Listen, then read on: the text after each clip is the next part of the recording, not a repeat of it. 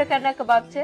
હા, એટલે ઘરની અંદર જે ઇન્ગ્રેડિયન્ટ્સ પડ્યા છે એમાંથી જ આપણે બનાવી શકીએ છીએ. ઓકે, અને સામગ્રી શું છે? આમાં કાલા ચના છે અને એની અંદર કુકરની અંદર નાખવા માટેના તજ, લવિંગ, લસણ, મરી છે અને પછી બ્રેડથી એનું બાઇન્ડિંગ આપવાનું. ચણાનો ઉપયોગ કર્યો છે એટલે આમ શ્યોર કંઈક પ્રી પ્રિપરેશન હશે.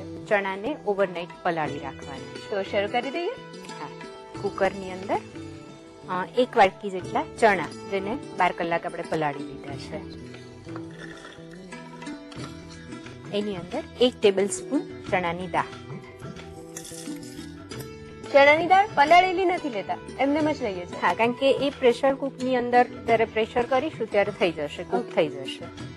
એની અંદર 2 લાલ મરચા, મોટા મોટા મરચા છે. હા, 2 કળી લસણ, 1 કટકો આદુ, નાનો ટુકડો તજ, 1 કટકો, 2 લવિંગ અને 5-6 મરીના દાણા.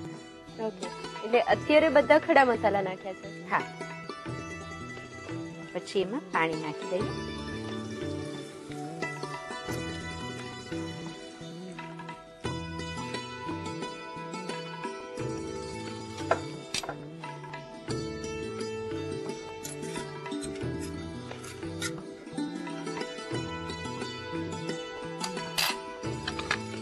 એને પ્રેશર કુક કરી લઈએ. આંચ કેવી રાખીએ છીએ? પહેલા ફાસ્ટ રાખીએ છીએ, પણ ચણા છે એટલે એને ચડવામાં જરા વાર લાગે છે, એટલે 5-6 સીટી વાગવા દેવાની છે અને પછી ધીમા તાપે 5-1 મિનિટ ચડવા દેવાના, પછી કુકર ખોલવાનું છે. ઓકે, એટલે અત્યારે ફાસ્ટ કરી દઉં. હા, બફાઈ ગયા પછી આપણે જે ધીમા તાપે 5-1 મિનિટ જે રાખ્યું છે, એટલે એકદમ ચણા ફાટીને એકદમ ભૂકા જેવા થઈ જશે અને એને હવે આપણે એક બાઉલમાં લઈ લઈએ. હવે એને થોડા સ્મેશ કરી લઈએ.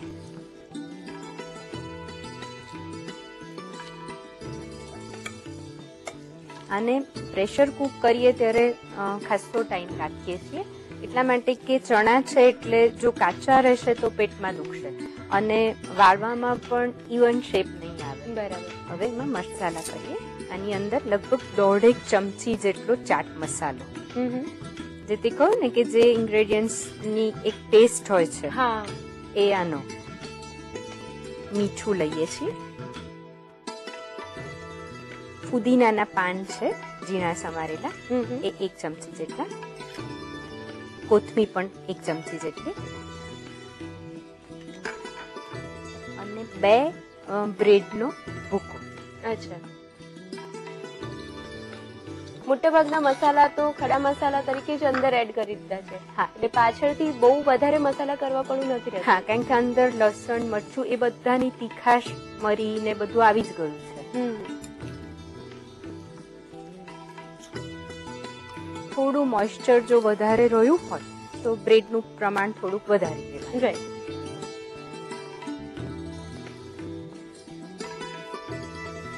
બસ આ વખતે જરા જોઈ લેવાનું કે થોડોક બ્રેડ વધારે નાખવો પડે તો આ વખતે નાખી દેવાનું, કારણ કે નહીં તો પછી તેલમાં છૂટી જશે. અચ્છા,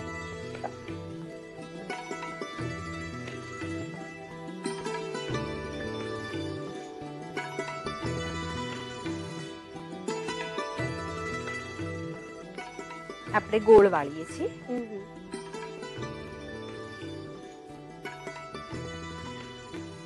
કબાબ વળાઈ ગયા છે, એને તળી લઈએ.